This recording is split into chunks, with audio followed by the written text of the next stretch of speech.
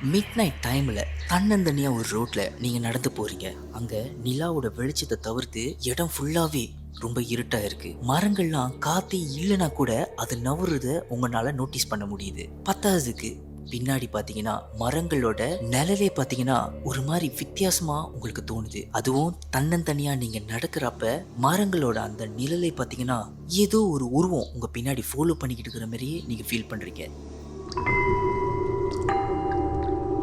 அந்த டைம்ல திடீர்னு ஒரு பூவோட மனம் உங்களை ஈர்க்குது. என்னடா இது, பூவோட மனம்லாம் இருக்குதே, இது என்னது அப்படி யோசிச்சுக்கிட்டு இருக்கிறப்ப அந்த டைம்ல அந்த ஒரு பூவோட வாசம் பார்த்தீங்கன்னா கொஞ்சம் கொஞ்சமா உங்களை நெருங்கிக்கிட்டு இருக்கிற மாதிரி நீங்க ஃபீல் பண்றீங்க. திரும்பி பார்த்தா அங்க யாருமே இல்லை. அது மட்டும் இல்லாம அந்த ஒரு வாசமும் பார்த்தீங்கன்னா அப்படியே மறைஞ்சிருச்சு. அதுக்கப்புறம் திடீர்னு ஒரு குரல் உங்க காதுக்கு கேட்குது. அந்த குரல் ஏதோ ஒன்று உங்ககிட்ட முணுமுணுக்கிற மாதிரி இருக்கு. பத்தாவதுக்கு ஒரு குழந்தையோட அழுகு குரல் தூரத்துல கேட்டுக்கிட்டு இருக்கிற மாதிரி நீங்க ஃபீல் பண்றீங்க.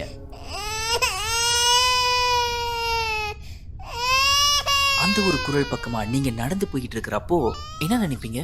அநேகமாக குரல் கிட்ட தான் நம்ம போய்கிட்டு இருக்கோம். அப்போ அந்த குழந்தையோட சவுண்டு பார்த்தீங்கன்னா கொஞ்சம் கொஞ்சமா ஏறும் அப்படிதான் நம்ம நினைப்பீங்க. ஆனா இங்கே தான் ஒரு ட்விஸ்ட் நடக்குது. நீங்கள் அந்த குழந்தையோட சவுண்டு பக்கமாக போக போக போக அந்த ஒரு குரல் குறவாகிக்கிட்டே இருக்கு. சரி, இதெல்லாம் முடிஞ்சிருச்சு, குரல் நம்மளை விட்டு போயிருச்சு அப்படின்னு நீங்கள் நினச்சிங்கன்னா அங்கே தான் நீங்கள் ஒரு பெரிய தப்பு பண்ணுறீங்க.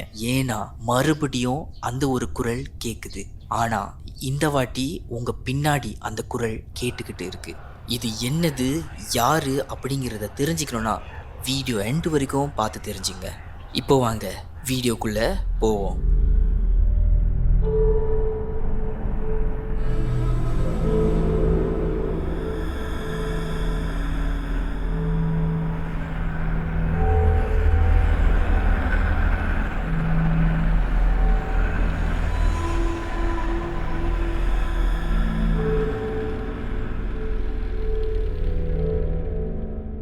சரி, இவ்வளோ நேரமாக நான் ஒரு கதையை சொல்லிக்கிட்டு இருந்தேன்ல, இந்த கதை பார்த்தீங்கன்னா யாரை பற்றி நான் சொல்கிறேன்னு உங்களுக்கு தெரியுமா? பொந்தியானான்னு சொல்லக்கூடிய மலேசியாவில் இருக்கிற ஒரு பேயை பற்றின கதையை தான் நான் இன்னைக்கு பேச போகிறேன். முதல் விஷயமா, இந்த பொந்தியானாங்கிற இந்த ஒரு வேர்டு இருக்குல்ல, இதுக்கான அர்த்தம் தான் என்ன? மலாய் மொழியில் இதை பற்றி என்ன சொல்லியிருக்காங்கன்னா பிரம்புவான் மத்தி பெரானா அப்படின்னு சொல்லுவாங்களா. அதுக்கான அர்த்தம் என்னன்னா, பிரசவத்தில் இறந்து போன ஒரு பொண்ணோட ஆத்மா தான் இந்த ஒரு பொந்தியானா. இந்தோனேஷியாவில் இதுக்கான வேர்டிங் பார்த்தீங்கன்னா டிஃப்ரெண்டாக கொடுத்துருக்காங்க. அதுதான் குந்திலானாக்குன்னு சொல்லுவாங்க. ஆனால் நீங்கள் பார்த்தீங்கன்னா பொந்தியானாவாக இருக்கட்டும் குந்திலானாவாக இருக்கட்டும், ரெண்டு பேரோட கதையும் சமம் தான். இந்த மாதிரி பிரசவ டைமில் இறந்து போனவங்களோட ஆத்மாலாம் இருக்குல்ல, அது ரொம்ப ரொம்ப பயங்கரமான ஒரு ஆத்மான்னு சொல்கிறாங்க. உங்களுக்கு நான் ஒரு விஷயம் சொல்றேனே, பொந்தியானான்னு ஒரு பேரை வச்சு இந்தோனேஷியாவில் ஒரு நகரமே இருக்கு. இந்த நகரத்துக்கு இப்படிப்பட்ட ஒரு பேரு வந்ததுக்கு பின்னாடி ஒரு பெரிய வரலாறு ஒளிஞ்சு கிடக்குதுன்னு சொல்லுவேன். 1771 டைம்ல பாத்தீங்கன்னா ஒரு ராஜா இருந்தார். அவரோட பேர் சுல்தான் ஷரீஃப் அப்துல் ரஹ்மான் அல் கட்ரின்னு சொல்லுவாங்க. அவர் பாத்தீங்கன்னா ஒரு பேலஸ்ல கட்டிக்கிட்டு இருக்கிறப்ப இந்த பொந்தியானாங்கிற பேய்கள் எல்லாமே ரொம்ப தொல்லை பண்ணிக்கிட்டு இருந்துச்சு. அதுங்களை எப்படியாவது வெளியே துரத்தணும்னு சொல்லிட்டு இவர் என்ன பண்ணிருக்காரு, இந்த கேனன்ஸ் எல்லாம் சொல்லுவாங்கல்ல, புல்லட்ஸ் எல்லாம் பறக்குமே, அதெல்லாம் வச்சு ஷூட் பண்ணி அந்த ஒரு பொந்தியானாங்கிற ஆத்மா இந்த ஒரு பேலஸ்ல இருந்து வெளியே அனுப்பியிருக்காரு. இதை கொண்டாடுற விதமா தான் அங்க ஒரு ஃபெஸ்டிவல் மூலியமா இன்னும் வரைக்கும் மக்கள் எல்லாருமே கொண்டாடிக்கிட்டு இருக்காங்க. சரி, பொந்தியானாங்கிற ஒரு பேயை பார்க்கறதுக்கு எப்படி இருக்கும்? ஆக்சுவலி நீங்க பாத்தீங்கன்னா பொந்தியானாங்கிற இந்த ஒரு பேய் பார்க்கறதுக்கு ரொம்ப அழகாவே இருக்கும். ஆனா அந்த ஒரு அழகு பாத்தீங்கன்னா கடைசி வரைக்கும் நிலைச்சு நிக்காது. ஒன்ஸ் அதோட த்ரூ ஃபார்ம் உங்க கண்ணு மண்ணுக்கு காட்டுனுச்சு வச்சுங்களேன், நீங்க எல்லாருமே கதி கலங்கி போயிடுவீங்கன்னு சொல்றாங்க.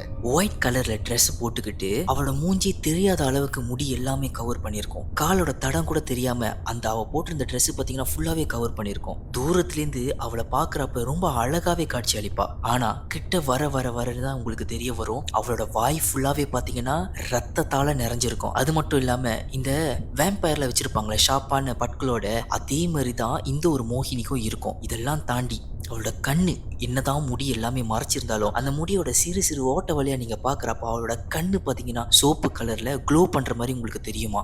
அது மட்டும் இல்லாம அவளோட கையில இருக்கிற நகங்கள் பாத்தீங்கன்னா அவ்வளவு ஒரு ஷார்ப்பா இருக்குமா. ஒருவேளை அவளோட நகங்களை வச்சு உங்களை கீர்ணிச்சு வச்சுங்களேன், உங்களோட தோலை தாண்டி உங்க சதையை கிழிச்சு எடுக்கிற அளவுக்கு அதுல சக்தி இருக்கு.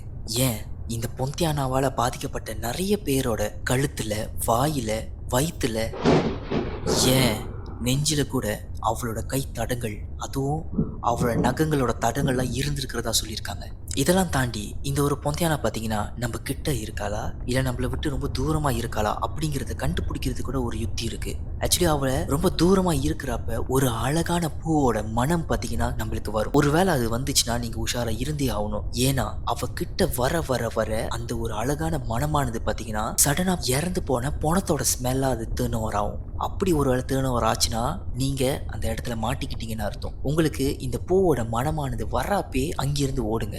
இல்லாட்டி அதுக்கிட்ட தப்பிக்கிறதுக்கு வாய்ப்பே இல்லை. சரி, பிரசவத்துல தான் இறந்து போனா ஏன் இவளுக்கு இந்த அளவுக்கு வெஞ்சன்ஸ் இருக்கு, ஏன் வந்து எல்லாருமே வேட்டையாடுறா, அதுக்கு பின்னாடி என்னதான் காரணம் இருக்கு அப்படிங்கிறத பார்த்தா ஆக்சுவலி இதுக்கு வந்து நிறைய கதைகள் இருக்கு. அதுல ஒரு கதையும் நான் உங்களுக்கு சொல்றேன். பொந்தியானாங்கிற இந்த ஒரு கதை வந்து ஜெனரலா ஒரு விஷயத்த சொல்லியிருக்காங்க. என்னன்னு பாத்தீங்கன்னா இவங்க பிரசவ டைம்ல இறந்துருக்காங்க. ஓகே, அது உண்மை. ஆனா அதே சமயத்துல எதனால இவங்க இறந்தாங்கன்னு பாத்தீங்கன்னா அந்த ஒரு காரணமே ஒரு நிறைய பிரான்ச்சஸ் ஆஃப் ஸ்டோரியில சொல்லியிருக்காங்க. அதுல முதல் ஸ்டோரி என்னன்னா இவங்களோட ஹஸ்பண்ட் தான் இதுக்கு காரணம். இவங்க பிரெக்னன்ட் ஆன டைம்ல வந்து இவங்க ஹஸ்பண்ட் ஏமாத்திட்டு போயிட்டாரு. அதை தாங்கிக்க முடியாம தனிமையில வாடிக்கிட்டு இருந்த ஒருத்தவங்க தான் இந்த பொந்தியானா. இந்த ஒரு பொண்ணு, இந்த பொந்தியானாங்கிற இந்த ஒரு பொண்ணு பாத்தீங்கன்னா இறந்து போயிட்ட பிறகு என்னடா ஹஸ்பண்டும் இறந்துட்டாரு, பிள்ளையும் இறந்துருச்சு அப்படிங்கிற ஒரு சோகத்திலையும் விரத்திலையும் வந்து அவங்களோட ஆத்மா பயங்கரமான ஒரு ஆத்மாவா உருவெடுத்திருக்கு. அந்த ஒரு உருவத்துக்கு பேர் தான் பொந்தியானான்னு சொல்றாங்க. இது வந்து பாத்தீங்கன்னா ஒரு குரூப் ஆஃப் பீப்புள் சொல்றாங்க. ஆனா இன்னொரு குரூப் ஆஃப் பீப்புள் என்ன சொல்றாங்க பாத்தீங்கன்னா இவங்க இறந்து போயிட்டாங்க, சரி, ஆனா இவங்க இறந்ததுக்கு அப்புறம் யாருமே இல்லாததுனால இவங்களை ப்ராப்பரா வந்து அடக்கம் பண்ணலையா. இந்த அடக்கம் பண்ணாத காரணத்தினால தான் இந்த ஒரு ஆத்மா பொந்தியானாவா உருவெடுத்திருக்கு அப்படின்னு சொல்றாங்க.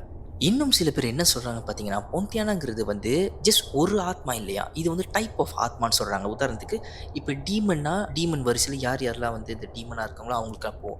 இன்னொரு பக்கம் வேம்பயர்னா யார் யாரெல்லாம் அந்த இருட்டில் வந்து ஒரு மாதிரி பேட் மாரி சுற்றிட்டு இருக்காங்களோ அவங்களுக்கு ஒரு டைப் ஆஃப் பேய் அப்படி சொல்லுவாங்க.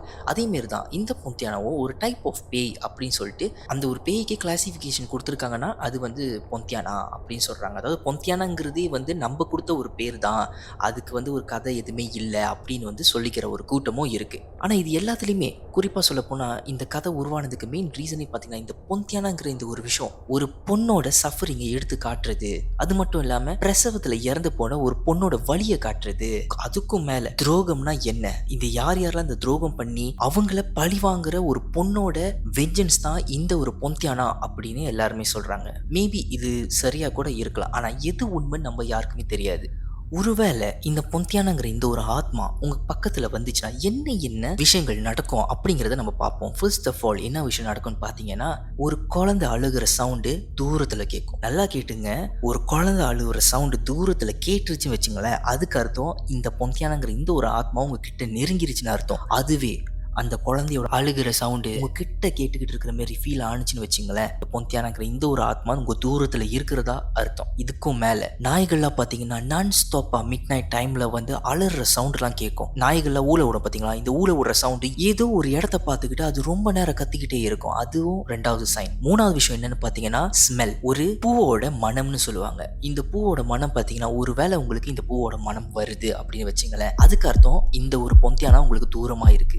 ஆனா அந்த பொந்தியான ஆத்மாங்கிறது கிட்ட நெருங்க நெருங்க நெருங்க இந்த பூவோட மனமானது டோட்டலாவே சேஞ்ச் ஆகும். அதுவும் எப்படி சேஞ்ச் ஆகும்னு பாத்தீங்கன்னா ஒரு பொணத்தோட அழுகிற ஸ்மெல் உங்களுக்கு வரும். அதுக்கு அர்த்தம் அந்த பொந்தியானாங்கிற இந்த ஒரு ஆத்மா உங்க பக்கத்துல நெருங்கிருச்சுன்னு அர்த்தம். இதுக்கும் மேல நீங்க வாழைப்பழ மரத்து பக்கமா நீங்க போனீங்க வச்சுங்களேன், காத்தே இல்லைனாலும் அந்த வாழை மரத்தோட அந்த ஒரு இலை பாத்தீங்களா ஆடுனுச்சுன்னு வச்சுங்களேன், பொந்தியானாங்கிற இந்த ஒரு ஆத்மா உங்க பக்கத்துல நெருங்கிருச்சுன்னு அர்த்தம். அதுக்கும் மேல நீங்கள் நடந்து போய்கிட்டு இருக்கிறப்ப திடீர்னு யாரோ சிரிச்சுக்கிட்டு இருக்கிற மாரியும் நீங்கள் ஃபீல் பண்ணீங்கன்னு வச்சிங்களேன், அதுக்கு அர்த்தம் இந்த ஆத்மா உங்கள் பக்கத்தில் நெருங்கிருச்சு. இந்த மாதிரி நிறைய விஷயங்கள் வந்து சொல்லியிருக்காங்க. இது எல்லாமே பொந்தியானா உங்கள் பக்கத்தில் வர்றதுக்கான அறிகுறியாக இருக்கும்னு நம்புகிறாங்க. ஆனால் இதில் எது உண்மை எது போய் யாருமே இங்கே டிபேட் பண்ணல. சரி, எப்படி இந்த ஒரு பொந்தியானாங்கிற இந்த ஆத்மா மக்களை ஈர்த்து அவங்கள சாகடிக்கிற அளவுக்கு வல்லமை படிச்சதா இருக்குங்கிறத நம்ம பார்ப்போம்.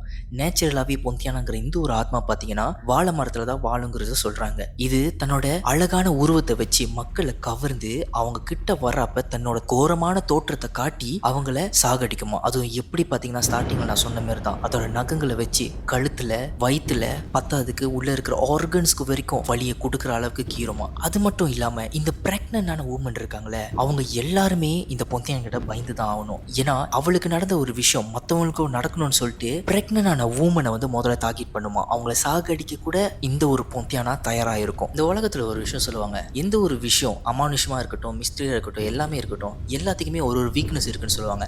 அதே மாரி தான் இந்த ஒரு ஆத்மாவுக்கு ஒரு வீக்னஸ் இருக்கு. இந்த பொந்தியானாங்கிற இந்த ஒரு ஆத்மாவுக்கு பார்த்தீங்கன்னா கழுத்துக்கிட்ட வந்து ஒரு ஓட்டை இருக்கும். அந்த ஓட்டையில உங்களோட நகத்தை வச்சு நீங்க அந்த ஓட்டையை கீறினீங்கன்னா அது வந்து சாதாரண ஒரு பொண்ணா மாறும் அப்படிங்கிறது சொல்றாங்க. அது மட்டும் இல்லாம ஒருவேளை அந்த நகத்தை நீங்க வந்து வெளியே எடுத்துட்டீங்கன்னா அது திரும்பவும் பழைய மாதிரி பொந்தியானாவா தான் இந்த உலகத்துல தெரியும் அப்படிங்கறத சொல்றாங்க. இது ஒரு ஜஸ்ட் வந்து பாத்தீங்கன்னா ஒரு ஜஸ்ட் ஒரு மித்தாலஜிக்கல் ஒரு பிலீஃப்னு சொல்லலாம். ஆனா இதுல வந்து உண்மையா அப்படின்னு கேட்டீங்கன்னா தெரியல. அது வந்து சத்தியமா எனக்கும் தெரியல. மலேசியால பொறுத்த வரைக்கும் பொந்தியானாங்கிற இந்த ஒரு ஆத்மா பாத்தீங்கன்னா வாழை மரத்துல இருக்கும். அதுவும் பாத்தீங்கன்னா இந்த ஹைவே மின்னுக்கு நிறைய மரங்கள்லாம் இருக்கும் பாத்தீங்களா, அந்த மரத்துல தான் குடி வாழும் அப்படிங்கிறது சொல்றாங்க. இந்தோனேஷியால பொறுத்த வரைக்கும் குந்திலானா வந்து பாத்தீங்கன்னா ஒரு இந்த அபண்டன்டான பில்டிங்ல போய் பாத்திருக்கீங்களா, யாருமே போகாத பில்டிங்ஸ், அதுக்கப்புறம் வந்து ரொம்ப நாள் அடைச்சு கிடக்கிற ஒரு ரூம், அந்த மாதிரி இடத்துல தான் வந்து இந்த ஒரு பொந்தியானா வாழும் அப்படிங்கறத சொல்றாங்க. பத்தாவதுக்கு எப்படி மலேசியால வந்து வாழை மரத்துல வாழ்றதோ அதே மாதிரி இதுல வந்து இந்த பேம்பு செடி இருக்குல்ல அதுல தான் வாழும் அப்படிங்கிறது சொல்றாங்க இந்த ஒரு பொந்தியானாவை பத்தி. சிங்கப்பூர்ல வந்து பொந்தியானாங்கிற இந்த ஒரு ஆத்மா பாத்தீங்கன்னா நிறைய கிராமத்துப்புறத்துல வந்து நிறைய கதைகளா வெளியே வந்திருக்குதுன்னு சொல்றாங்க. அதுலயும் குறிப்பா ஒரு விஷயம் என்ன வந்து சொல்லியிருக்காங்கன்னு பாத்தீங்கன்னா, இது வந்து ரொம்ப இம்பார்ட்டன்டான ஒரு விஷயம். நம்மளா சொல்றோம் தானே இந்த மாதிரி இதெல்லாம் வந்து பொய், இதெல்லாம் வந்து உண்மையா இருக்க வாய்ப்பு இல்லை அப்படின்னு சொல்றோம். ஆனா நிறைய விஷயங்கள் வந்து அங்க நடந்திருக்கிறத வந்து பதிவா சொல்லியிருக்காங்க. உதாரணத்துக்கு ஒன்று சொல்றதா இருந்துச்சுன்னா, ஒரு டாக்ஸி டிரைவர் வந்து எப்போதுமே நார்மலா வந்து நைட் டைம்ல தான் ஒரு பேசஞ்சர்ஸ் வந்து ஏத்திட்டு வருவார். அதுல நிறைய பேசஞ்சர்ஸ் பாத்தீங்கன்னா வெள்ளை கலர்ல ட்ரெஸ் எல்லாம் பண்ணி அவரு கூட வந்திருக்காங்க. அதே சமயத்துல அவங்க பேசுற ஒரு ஸ்டைலும் பாத்தீங்கன்னா என்னமோ இந்த ஒரு டாக்ஸி டிரைவர் வந்து ஈர்க்கிற மாதிரியே பேசுவாங்களாம். இந்த டாக்ஸி டிரைவர் வந்து வண்டியை ஸ்டார்ட் பண்ணப்ப நடு ரோட்ல எங்கேயோ ஸ்டாப் பண்றப்ப பாத்தீங்கன்னா பின்னாடி ஏத்துனாரு பாத்தீங்களா, அந்த ஒரு பேசஞ்சர் காணாம போனதான் நிறைய கதைகளை சொல்லியிருக்காங்க. இது யாரு என்னன்னு தெரியறப்ப இதுதான் பொந்தியானாவா இருக்கோ அப்படிங்கறத நிறைய பேர் வதந்தியா வெளியே சொல்லிட்டு தான் இருக்காங்க. சரி, இப்போ வாங்கல மலேசியால நடந்த உண்மை சம்பவங்களை பத்தி பார்ப்போமே. இப்போல வந்து ஒரு லாரி டிரைவர் இருந்தாரு. அவரு பாத்தீங்கன்னா ஒரு பொண்ணு வெள்ளை கலர்ல உடை அணிஞ்சதை பார்த்து என்னடா தனியா சுத்திட்டு இருக்கு அப்படின்னு சொல்லி அவளை ஏத்திக்கலாம் அப்படின்னு சொல்லிட்டு அவர் ஏத்திக்கிட்டு எங்கம்மா போகணும் அப்படின்னு கேட்டிருக்காரு. அப்ப அவ சொல்லியிருக்கா இல்ல இங்க போகணும் அப்படின்னு சொன்னோன்னே இவரும் ஏத்திக்கிட்டு அவர் பாட்டுக்கு போய்கிட்டு இருந்தாரு. அப்ப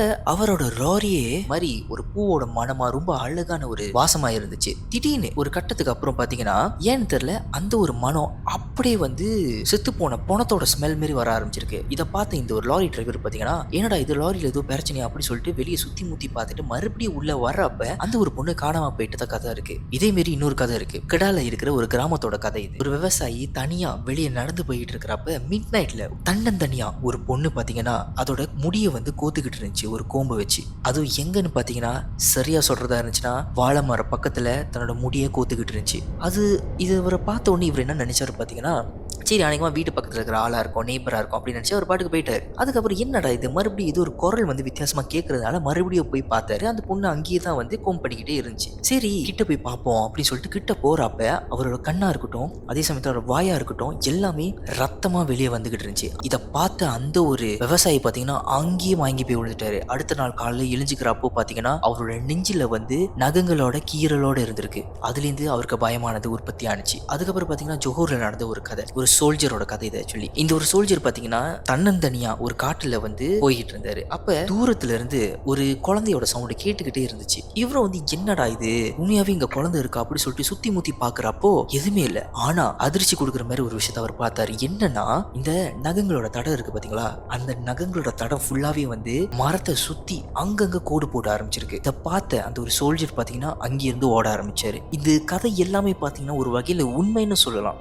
அடுத்த வாட்டி நீங்க தன்னந்தனியா ஹைவே பக்கமாவோ இல்ல வேற எங்காவதோ நீங்க நடந்து போய்கிட்டு இருந்தீங்கன்னா ஒருவேளை இந்த மாதிரி ஒரு பூவோட மனமா இருக்கட்டும், செத்து போன பணத்தோட நாத்தமா இருக்கட்டும், இல்ல எந்த வகையான ஸ்மெல்லா இருக்கட்டும், காத்தே இல்லாம ஒரு செடி ஆடுனாலும் தயவு செஞ்சு பயப்படாதீங்க. அங்கிருந்து மெதுவா கிளம்ப ஆரம்பிங்க. ஏன்னா ஒருவேளை பொந்தியானாங்கிற இந்த ஒரு ஆத்மாக்கு நீங்க அங்கிருந்து கிளம்புறது தெரிஞ்சிச்சு வச்சுங்களேன், அது வயலண்டா உங்களை அட்டாக் பண்றதுக்கும் வாய்ப்பு இருக்கு. இன்னும் வரைக்கும் மலேசியாவாக இருக்கட்டும், சிங்கப்பூராக இருக்கட்டும், இந்தோனேஷியா இருக்கட்டும், இந்த ஒரு பொந்தியானாங்கிற இந்த ஒரு கதை பார்த்தீங்கன்னா ரொம்ப ஃபேமஸாக இன்னும் வரைக்கும் மக்களோட பயத்தில் கலந்துக்கிட்டு இருக்கு. அடுத்த வீடியோவில் உங்கள் எல்லாரையும் சந்திக்கிற வரைக்கும் டாடா பாபாய் ஃப்ரம் டிக்கெட் விஜய்.